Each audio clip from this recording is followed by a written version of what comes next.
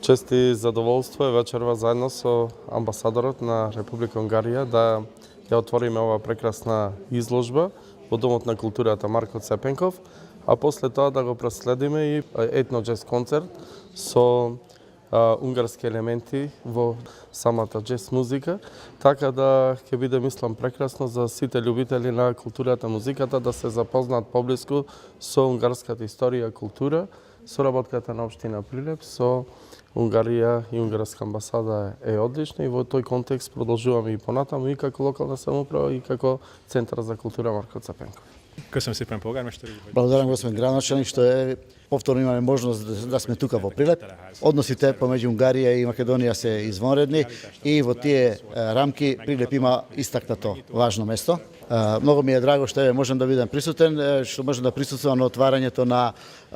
изложбата посветена на гулазите и страдањата на унгарците во гулазите, која е во организација на